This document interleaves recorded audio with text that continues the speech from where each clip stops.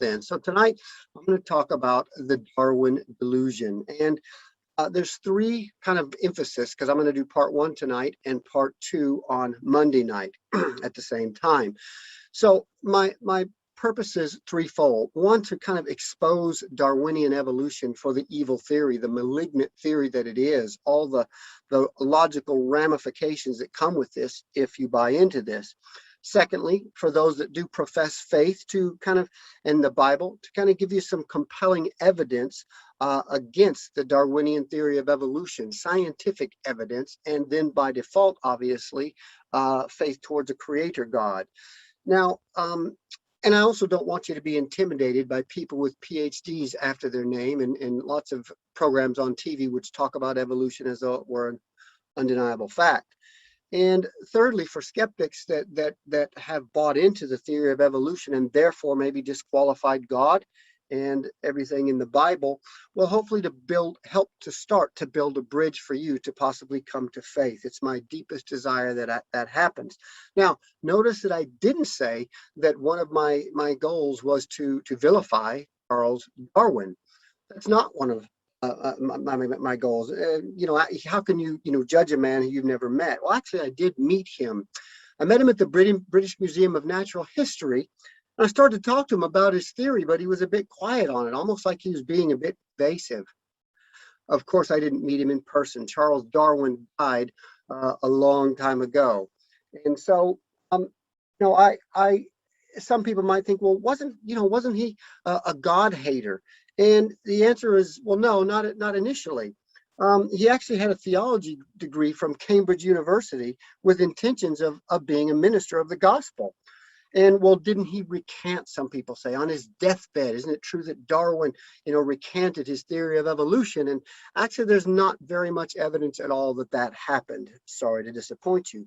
But did he lose his faith in God? Well, absolutely. He said, disbelief crept over me at a very slow rate, but at last complete. The rate was so slow that I felt no distress. I think it was kind of like the proverbial frog in the boiling pot. A lot of people today sadly give up their faith an inch at a time, one class, one lecture at a time without critically thinking about it. What happened to Charles Darwin is described in the Bible in Romans chapter 1, verse 21. It says, for although they knew God, they did not honor him as God or give thanks to him, but they became futile in their thinking, and their foolish hearts were darkened. Claiming to be wise, they became fools and exchanged the glory of the immortal God for images resembling mortal man and birds and animals and creeping things.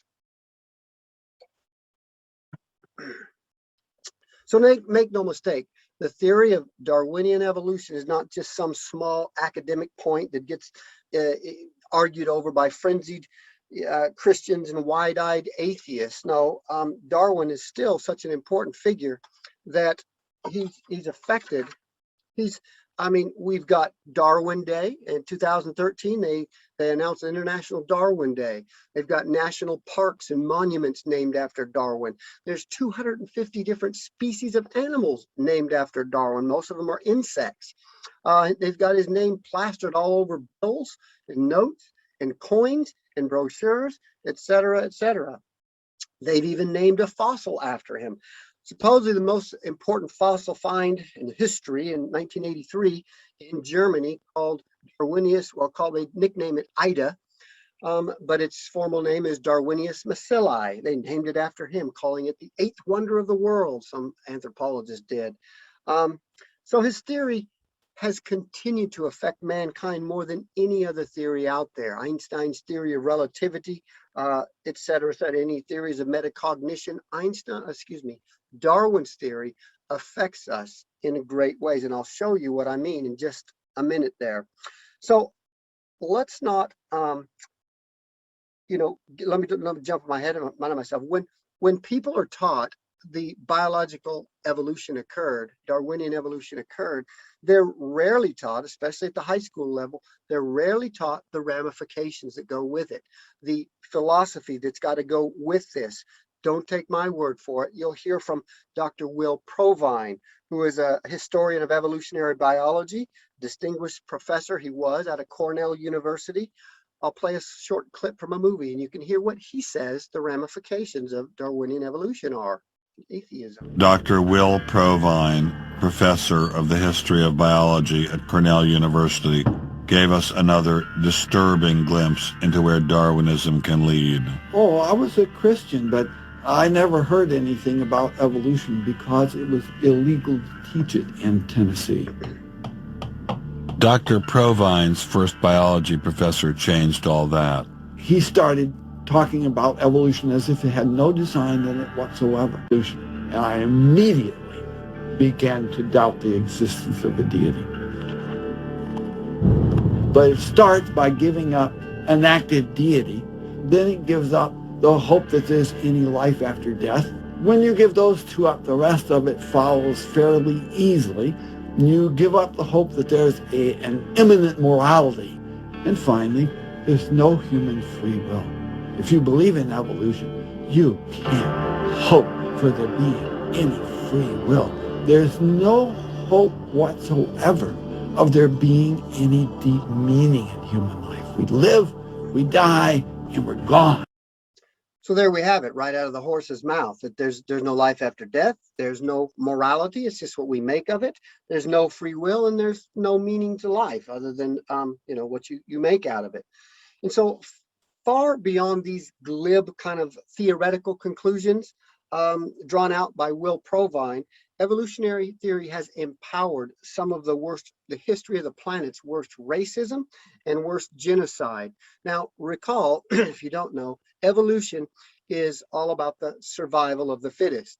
It's nature taking things supposedly from very simple to very complex. Nature ruthlessly culling off anything that's less fit. Any organism or species that's less fit, it gets culled, it gets killed off. It's all about purging and purifying the gene pool. Now, if one really believes and is consistent with this thinking, then it's just a small natural step to ask yourself and to extrapolate, well, how should this play out in society? If evolution has been our champion, our God, if you will, how should we treat one another? How should this play out in society? Now, you'll notice that in Charles Darwin's book, The Origin of Species, by means of natural selection, look at the subtitle, The Preservation of Favored Races in the Struggle for Life.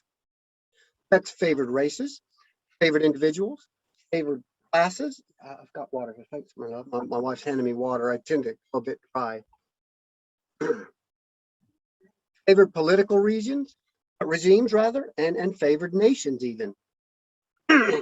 So evolution says that nature has always culled off organisms that have feeble minds, right, and feeble bodies. So the Bible admonishes, on the other hand, to bear with feeble-minded, bear with and to care for those.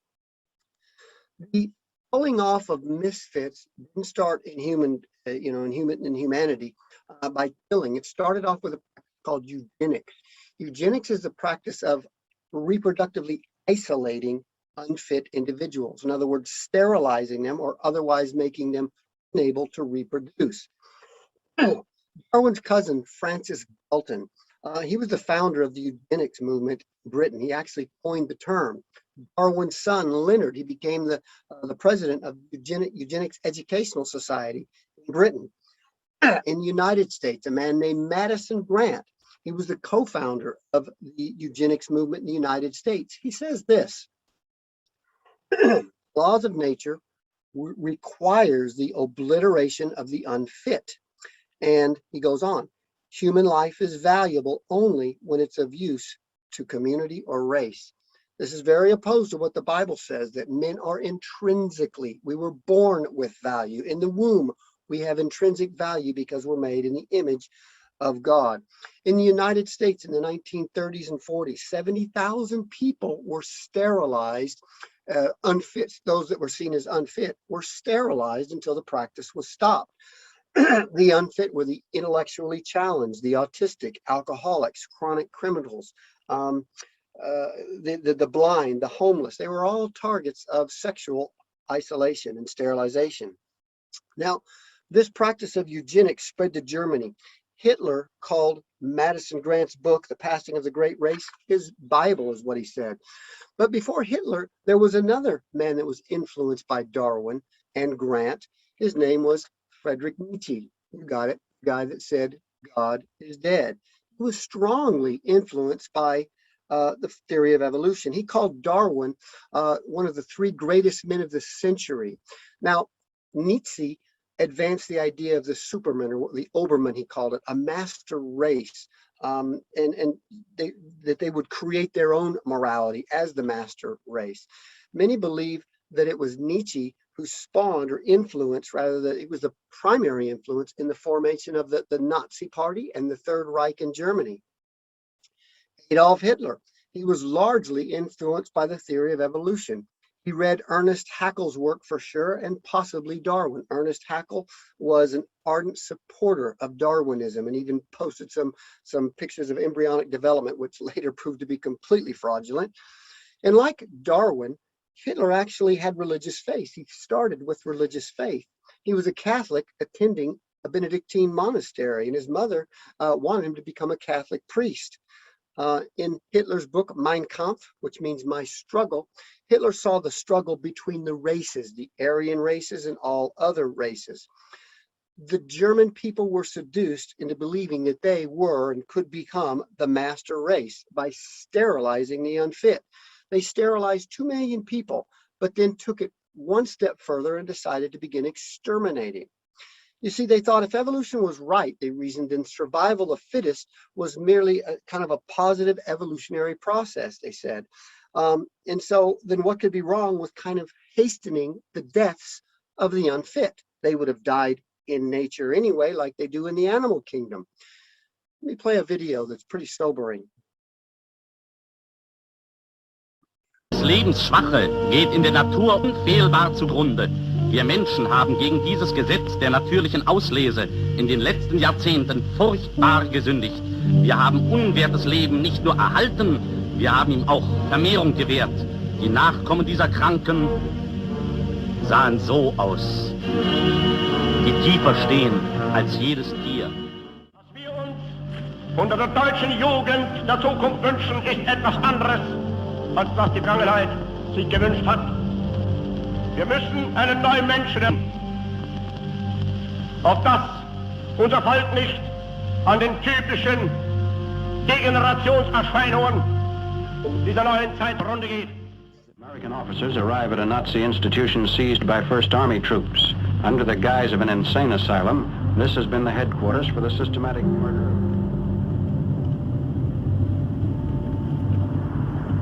So what is this place? During Second World War, 15,000 people were killed here. Why were they killed? They were killed because they were people with handicaps. Why kill them? What's the point of killing them? People who were not able to work, people who were not able to live by themselves, that they were useless eaters. Useless eaters. And life unworthy of living.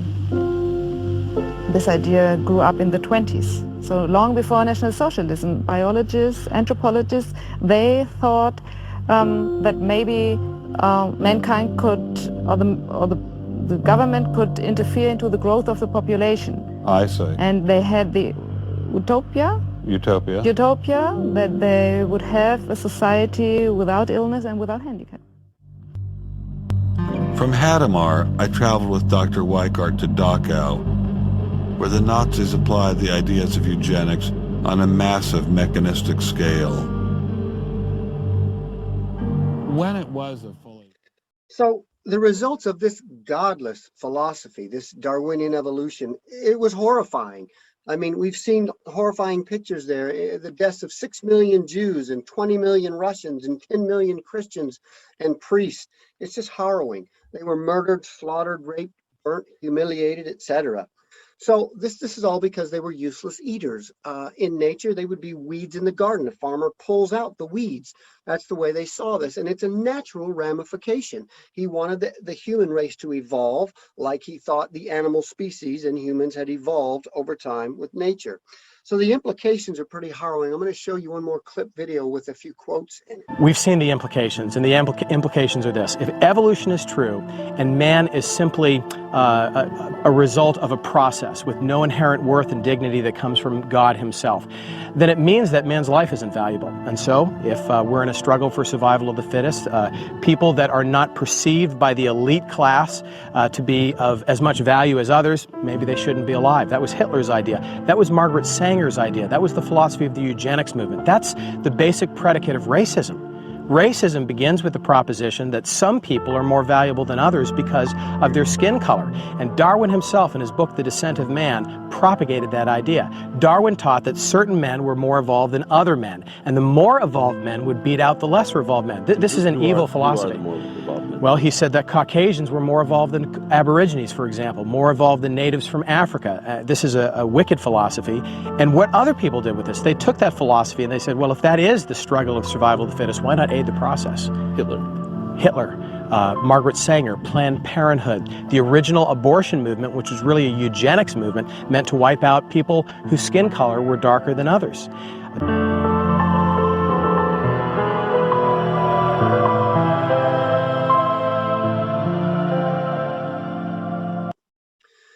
So there they were, a few key quotes. Darwin said at some future period, not very distant, measured by centuries. Well, gosh, how prophetic he was. The Holocaust was only about 70 years after he died. It says the civilized race will almost certainly exterminate and replace the savage races.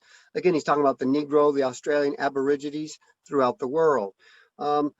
Said the more civilized so-called Caucasian races have been in the Turkish hollow in the struggle for existence, looking to the world at not very distant a date, what an endless number of the lower races will have been eliminated by the higher civilized races throughout the world. Many people don't know this extremely sad racist history of Darwin. Margaret Sanger, the founder of Planned Parenthood, said, we don't want the word to get out. Sorry, let me back that up. We don't want the word to get out that we want to exterminate the Negro population. They purposely put Planned Parenthoods in black ghettos in the United States. We saw the quote from Karl Marx, who said, Darwin's book is very important and serves me as a basis in natural science for the class struggles.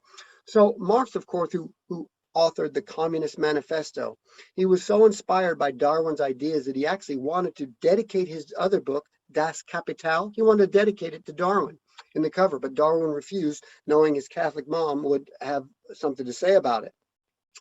Marx saw the struggle not between the races, but the classes of people. His writings, his Marx's ideologies, they spawned Russian communism and two of its most notorious henchmen, Leon Trotsky, used the communist Red Army to murder the enemies of the government and torture Christians. There he was. And so he said this, he said, Darwin's ideas intoxicated me. Darwin stood for me like a mighty doorkeeper at the entrance of the temple of the universe.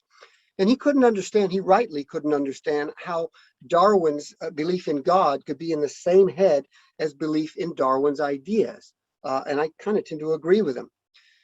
Joseph Stalin, regarded along with Mao as history's worst mass murderer. He also started out as a theology student, but became an atheist after reading Darwin. With God out of his way, he began to embrace the Darwinian ideas, and Stalin had no restriction of conscience or morality at that point. During the late 1930s, Stalin launched what's called the Great Purge, also known as the Great Terror, which was a campaign to purge the Communist Party of people accused of treachery. He murdered the Bolsheviks and deported millions of ethnic minorities there. 20 million people were murdered. I've been to the Ukraine and seen the horrors, the leftover horrors of what's gone on there. So Darwin's influence spread to the East. There's Emperor Mao. When the communists, when they took over China in 1949, they began executing Christians at the rate of about 15,000 a month. Mao Zedong ordered the extermination of about 60 million people, conservatively speaking. Now, ideas Ideas have consequences. If Darwin's ideas would have just stayed in a book, no problem. But when people began to put them into practice, that's when people began to die. It's incredible. It's talked about in scripture. You might say, well, what's the connection between Darwin and Mao? Well, Mao was interviewed as to who his favorite authors were, and he listed no other than Charles Darwin and Thomas Huxley. Huxley was known as Darwin's bulldog because he clung to and preached so tenaciously about Darwinian evolution. How could it happen? Well, the Bible predicts it. It says, furthermore, since they did not think it worthwhile to retain the knowledge of God, he, God, gave them over to depraved mind to do what ought not to be done. They have become filled with every kind of wickedness, evil, greed, depravity. They are full of envy, murder, strife, deceit, and malice. When you give up God, all things become possible. So we've seen what could happen with God and biblical morality thrown out of the way. Now, they were those who would argue, well, modern man have a more evolved sense of morality. But remember that the Holocaust was not all that long ago. And also, where do we get our morality from? I mean, we talk about the Holocaust and how horrible it was. Guess what? Every second, a baby in the womb is murdered in this world. Every 70 days, 6 million babies in the womb are killed, mostly due to convenience.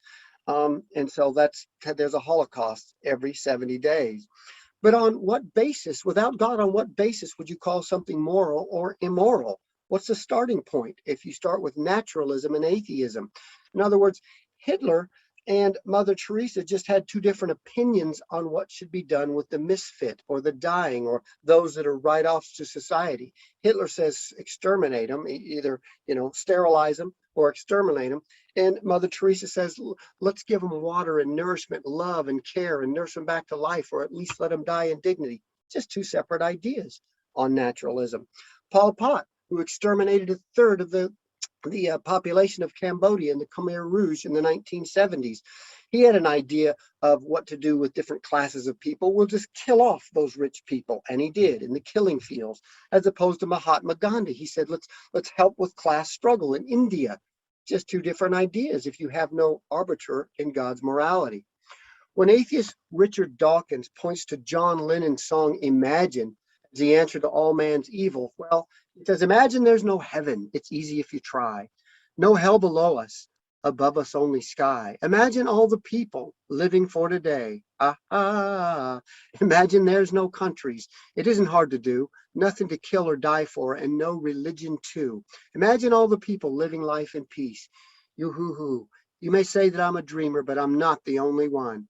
I hope someday you'll join us and the world will be as one. And so he wanted us to imagine a world without religion, without God in it. Well, we don't have to imagine John Lennon. We've had the last century was the bloodiest century of history, led by people who didn't believe in God, who had bit into the poison apple of Darwinian evolution.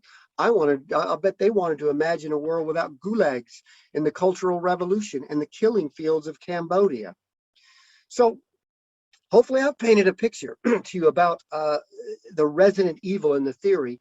Now I'll just begin to turn a corner and begin to falsify it, to disprove it and refute it at the foundations. But before I jump right into it, let me first qualify the definition of evolution. How is evolution defined? Well, if evolution is just defined as change, if it just means change, even the most rigid fundamentalist Christians would acknowledge this. The earth has changed over time. There's been minor changes within species, no webbing on the bird's feet to webbing on the bird's feet. That's a minor change within species that is acknowledged by almost everyone, Christian, non-Christian alike. Not a problem there. But recall, Darwin his book wasn't titled How Species Change Over Time. He wrote On the Origin of Species. So if evolution is defined as this, common descent of all life on Earth from a single common ancestor, that's a simple little cell, via undirected mutation and natural selection, well, there's many prominent scientists that have a problem with that. And so what we're distinguishing is what's called microevolution, change within a species, like lizard size or shapes changing, versus macroevolution, a species of lizard turning into bird, reptiles turning into birds, etc. Remember, science is what's supposed to be observable. We observe the micro, we postulate or make a theory about the macro, right? So there's many prominent scientists that have a problem with macroevolution, supposedly driven by random mutation and natural selection. In 2001, the Discovery Institute published a document with over 1,000 scientists signing it. And what they said is that we are skeptical of the claims for the ability of random mutation and natural selection to account for the complexity of life. Careful examination of the evidence for Darwinian theory should be encouraged.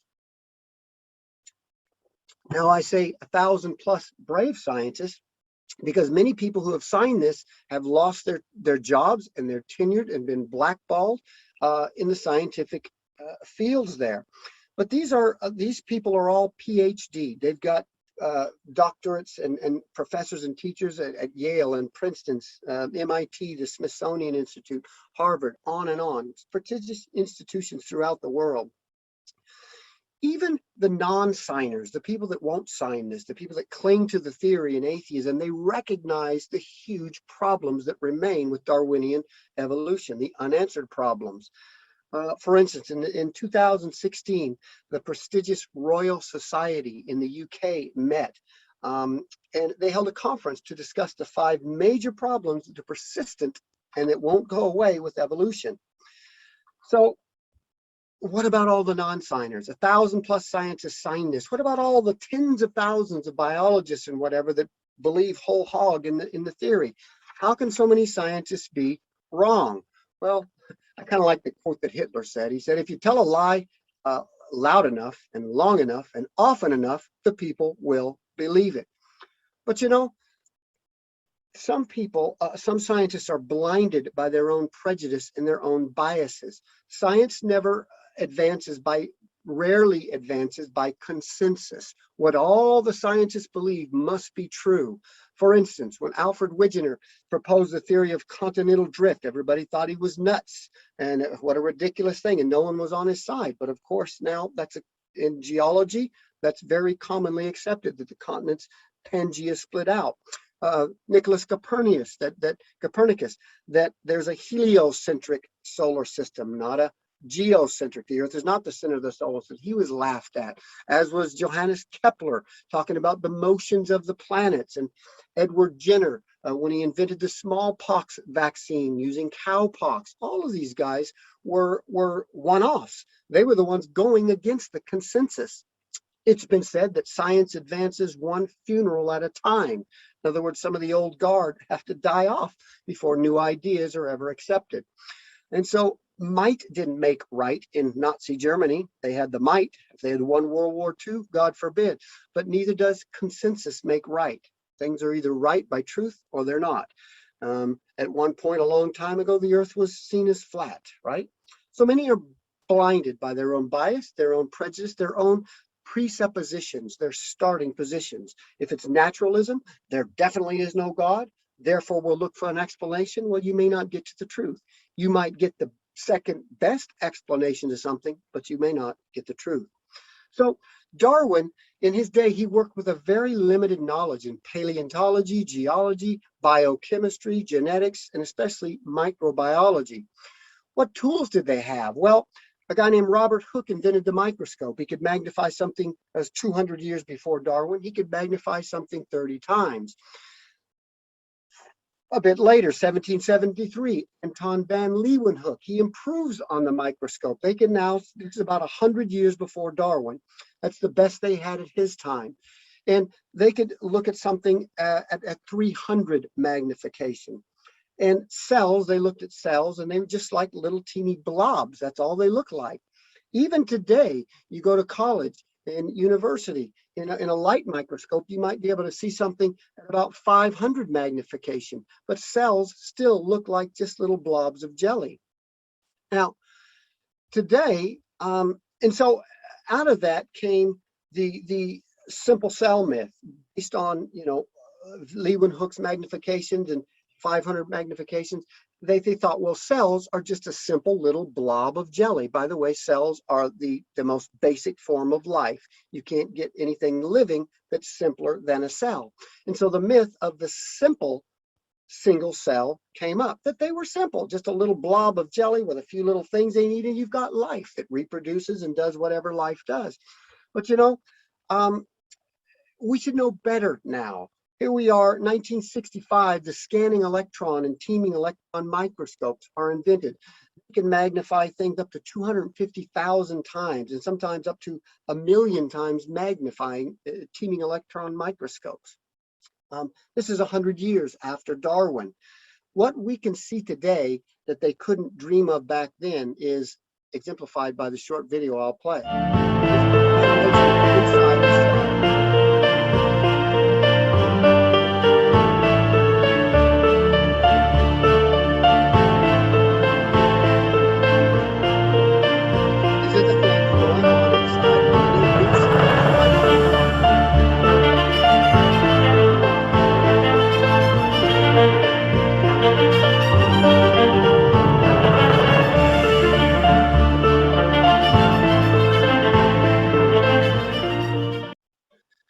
Coordination that you see, timing, the intricacy, the integrated circuitry that's going on inside of there.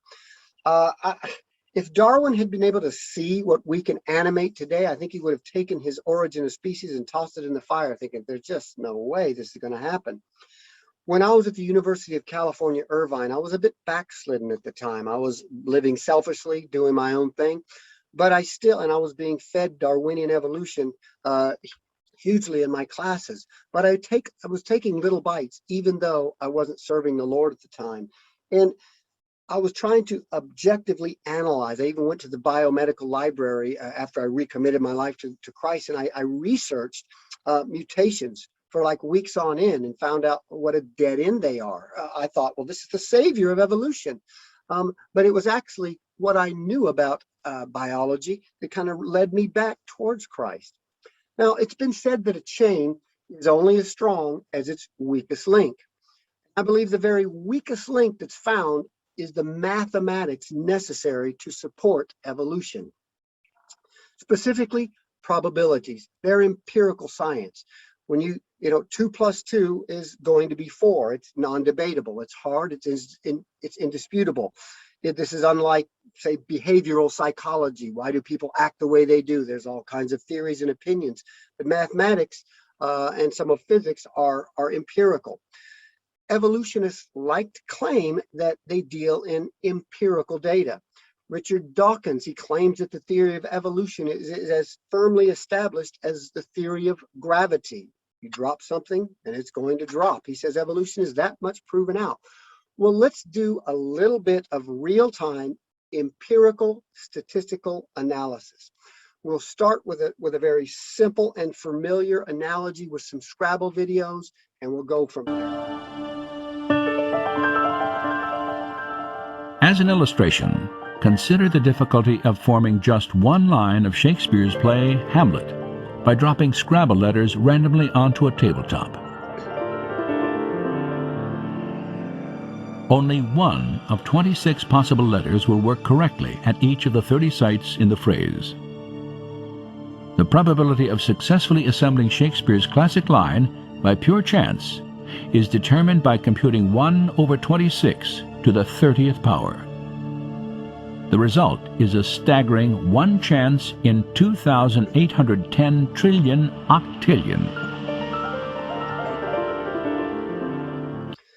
So what he's saying then, just to get one sentence composed of just 30 letters correctly sequenced by random chance, just dropping an endless number of Scrabble pieces, there's one chance in 2.8 times 10 to the 40 seconds. You get this just by simple math. There's 26 letters in the alphabet, but the first one has to be a T, as in to be or not to be. That's the question. The second letter has got to be an O, et cetera, et cetera. You do your simple math out, multiplying 1 times 26 by 30 times, and you get that number. So there's one chance in 2,800 trillion octillion to get a 30 letter sentence together. Now, statistically speaking, anything with less than a 1 chance in 10 to the 50th is considered impossible. This is almost impossible then. There's 2.8 times 10 to the 42nd. 1 chance in 2.8 times 10 to the 42nd. 1 chance in 10 to the 50th is statistically an impossibility. Now, let's translate this then into the empirical statistical analysis of the inner workings of a cell, specifically the supposed random chance formation of proteins. Every single thing inside of the cell is made of proteins. When you saw that video a minute ago, basically everything that's colored in there, the ribosomes and the tRNAs and whatnot, those are proteins, right? Most cells have about 600 different proteins in them. Now, just as words are formed from chains of correctly placed letters, every protein is made up of chains of correctly placed amino acids. Now, I'll play a quick video just so you'll see. There are at least 30,000 distinct types of proteins, each made of a different combination of the same 20 amino acids. They are arranged, like letters, to form chains, often hundreds of units long. If the amino acids are sequenced correctly, then the chain will fold into a functioning protein.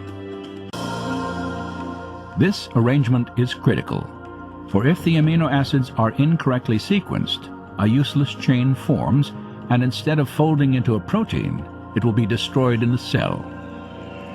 Okay, so it's almost a direct translation, the math there, except that there's 26 letters in the English alphabet. There's only 20 different types of amino acids.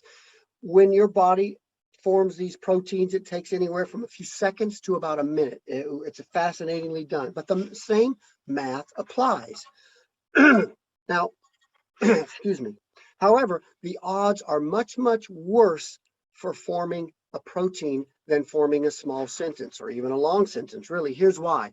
We're not just trying to get 30 sequence letters in a row. The very smallest protein, it's called cytochrome C. It has not 30 amino acids, it has 100 amino acids. And so the same math applies. If the first one has to be phenylalanine, then there's 1 chance in 20. If the second one has to be leucine, 1 times 1 chance in 20. Then maybe serine and cysteine and alanine and methionine, on it goes. And so you do that math out, 1 over 20, and you do that to the 100th time, and you get 1 chance in 1.26 times 10 to the 130th power. Remember, anything with 1 chance in 10 to the 50 is impossible. Now, the scientific notation might get you. 1 chance in 10 to the 100th is not twice as small as 1 chance in 10 to the 50th. These are magnitudes. It's going from a $10 bill to $100 to $1,000 to 10,000 every time you add a number on that exponent up there. So this is not just kind of impossible. This is absurdly, obscenely impossible. I think someone would need to be deluded to think that. And exact specificity is required. You could make a sentence with misspells on probably every other word, and we would get what you mean and be able to know what you're talking about. Not so with proteins. For instance, you've heard of sickle cell anemia. These people, they have a hemoglobin molecule. It's a protein. It's made out of 287 amino acids. You know how many of those are wrong in sickle cell anemia people? Just 1. A valine is substituted for a glutamic acid. Cystic fibrosis, color blindness, they're caused by single point amino acid replacements or switches. To get 1 protein of 100 amino acids, and that's a small one, to get just 1 to do it, you'd have the same odds of winning New Zealand's lottery, which is a 1 chance in 38 million. You'd have to win that lottery every week for the next 18 weeks in a row, 17 weeks in a row, rather. And you know, even if you could form just 1 protein by chance, what have you got? You've got just 1. The average cell has 600. Scientists have estimated, what if we made the most budget cell? I mean, just the smallest possible number of proteins. What could we weed it down to maybe? They said possibly 300 different proteins. you'd have to hit that lottery 18 weeks in a row, 17 weeks in a row, times 300. And you know, my heroes are heroes of faith, are the people that can still believe this and not bat an eye and say evolution is just, you know, proven, we've got it. Now, probably in the back of some people's mind, they're thinking, well, gee, recall that time, you don't understand how much time we've had to do this. Given enough time, the impossible becomes possible. George Wald said, he says, given enough time, impossible becomes possible. The possible becomes probable. The probable becomes certain. Time performs the miracle. Yeah, it is a miracle for sure. That's what you need. But you know, here's the deal. And I'll get a bit of drink. If you had 100 trillion machines, and the job of those machines was to string up chains of 100 amino acids long, every second, every one of those 100 trillion machines was making a string of 100. We're trying to get a cytochrome C. Wrong sequence, wrong sequence, wrong sequence, wrong sequence. And this machine was doing this for 4.5 billion years, the supposed age of the Earth, not biology, just Earth. If you did that, it would still be statistically, according to Emery Borel, impossible that you'd have come up with the right combination there of one small protein.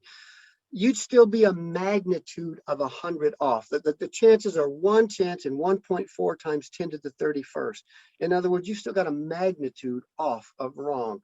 And what kind of annoys me really is, despite the empirical data put forth by brilliant mathematicians, by Nobel Prize winners, people like Frederick Hoyle and Herbert Yaki and Emil Borel, and they put these insurpassable barriers. The theory of evolution, many prominent evolutionists, they dogmatically defend it, like Dawkins, because he's got a doctorate after his name, and because he sounds so authoritative. And of course, that British accent helps. Here it is. Evolution is a fact.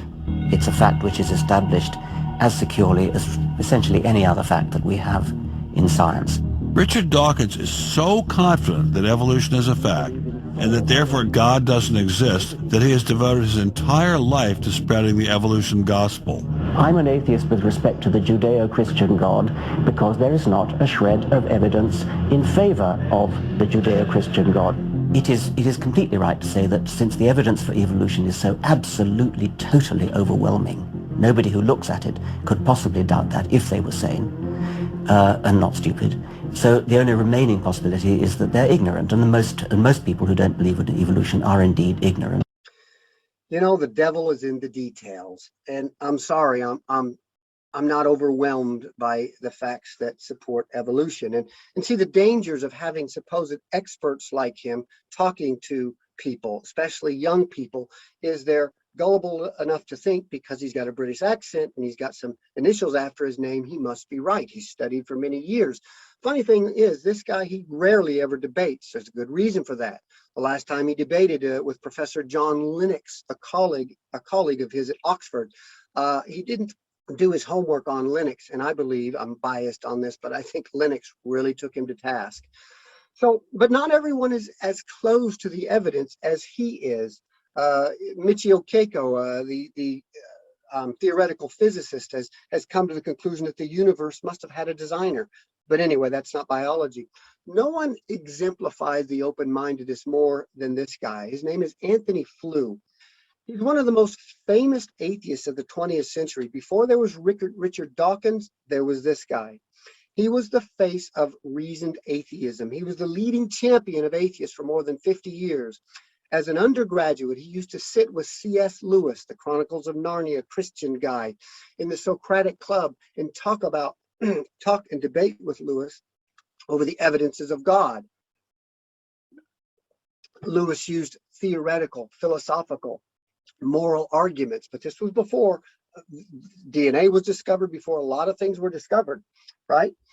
And what happened was, his ruling principle, I mean, he wrote, Atheistic Humanism and lots of other books. His ruling principle is follow the evidence wherever it leads.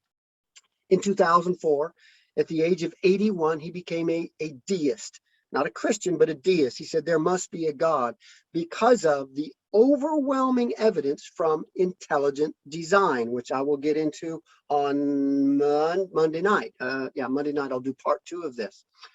So his last book was There Is God, How the World's Most Notorious Atheist Changed His Mind, right? And so that was, chronicles his decision to go back and say there's got to be a God in all of this thing. People, some of his atheist community thought he had lost his mind or had a ghostwriter.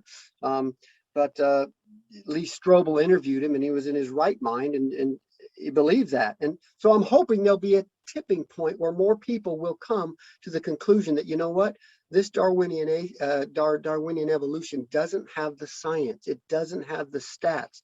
It doesn't merit the same quality as the theory of gravitation or what have you. Now, as real as the blatant evidence is for a creator God, my experience with God's love and his peace, it was just undeniable. And so I give that at the very end, just my personal story about when I came back to Christ in UC Irvine. It wasn't so much because of the evidence, although that was there. It was because I missed that relationship with him. It was that real to me. So let's review. I dropped my clicker. Hold on for a second. Review real quickly where we've gone today, and I'll tell you where we'll go. So Neo-Darwinian evolution has very dangerous social ramifications, as I've shown, and it's statistically impossible, not just improbable, but according to many statisticians and mathematicians, it's impossible there. So what I can do is I can take a few questions now. I got about 5 or 7 minutes before we stop. I can take a few questions. If they're going to be answered on Monday night, I'll defer to then. But anybody got questions out there online, we'll take them. Todd, thank you. Wow. What you said on the mathematical probability is just overwhelming and incredible. Yeah. And some people, they'll try and say, well, some of the amino acids are flexible. They are. And even if you cut those numbers in half, you'd still have a huge impossibility there, a huge impossibility to just get one protein.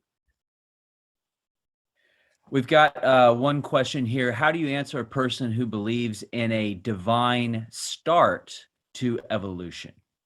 Yeah, well, it's kind of an oxymoron. Evolution is supposedly a blind, unguided process. That is by its own definition. Okay, so how do you have a guiding hand behind an unguided process? You see what I mean? It kind of almost doesn't make sense. That's your theistic evolutionists there. They would say, well, God drove evolution. He would have to have been driving that with miracles the whole way to get it to happen. I will show some more problems with it tomorrow and things that point, on Monday, that point towards a creator. But that's kind of in my opinion, it's just an oxymoronic statement. Could God possibly guide an unguided process? No.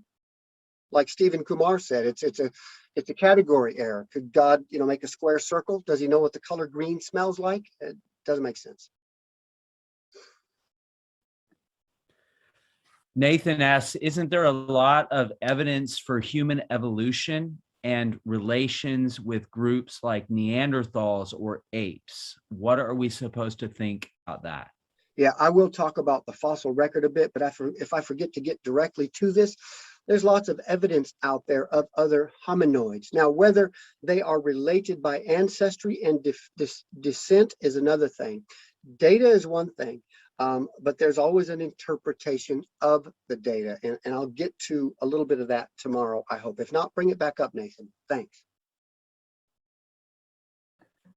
What are your thoughts about, theistic evolution, and especially the ideas of Francis Collins?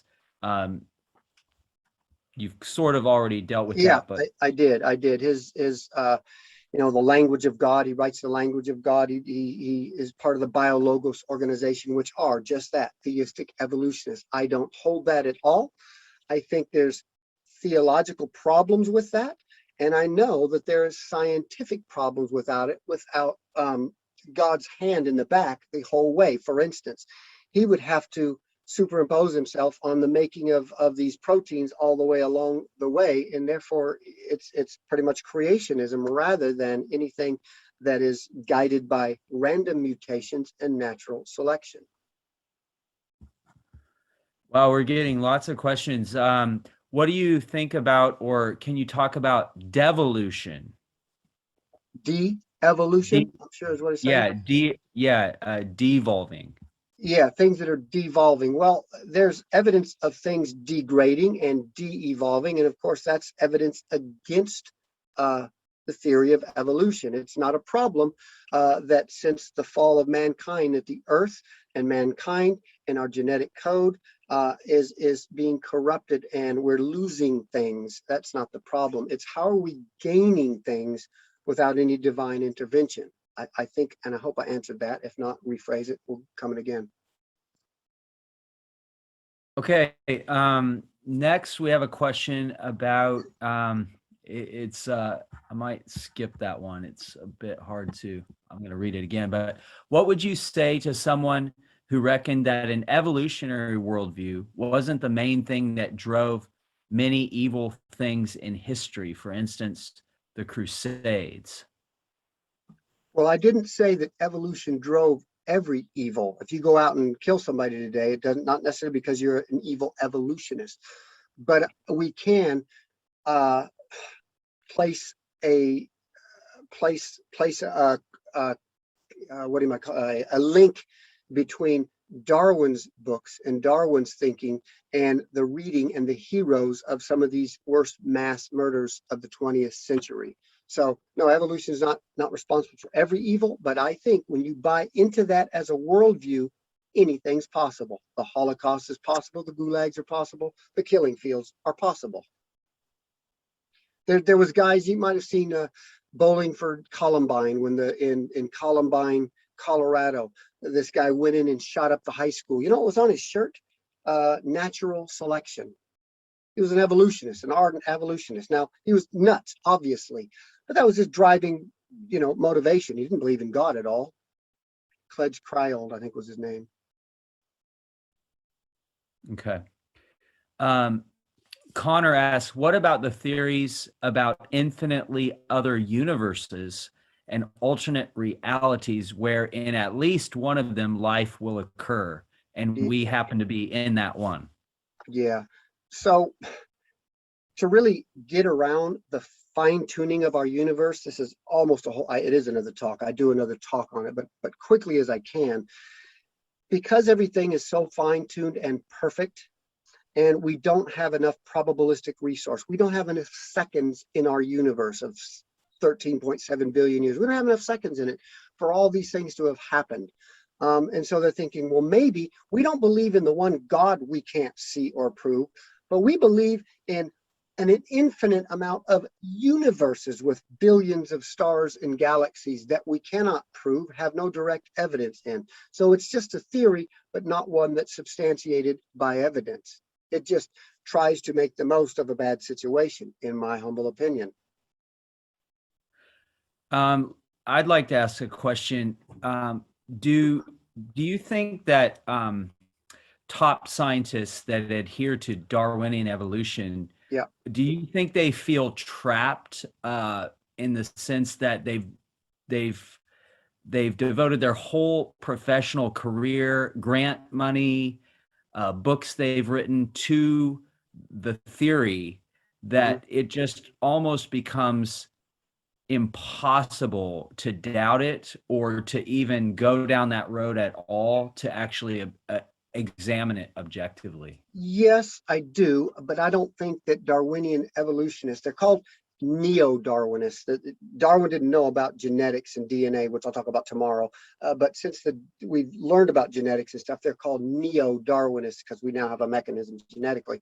But yeah, they're not the only ones with biases and presuppositions. Christians too are guilty of this. Whatever we're first taught from the Bible, well, that's the Bible says it. We believe it. That settles it. And we're not open to hearing other sides of the story and getting poked against. I've got a good friend, Ray, that's probably listening now, and he's good at shooting me things. And what about this? What about that? And causes me to think and rethink what I believe. Now, this hill I will die on because I was a biology major and I know it well. And I know what's working and what's not working. But yeah, I'm thinking there's a lot of, you watch the movie Expelled. There were some clips from it, Expelled, put out by Ben Stein. He chronicles these people, again, losing their jobs in universities. Richard Steinberg was at the Smithsonian. He basically lost his job because he printed something from Dr. Stephen Myers. He just printed something about intelligent design and got blackballed and lost his job. So there is a great fear amongst many of them that they can't even mention the G word at all.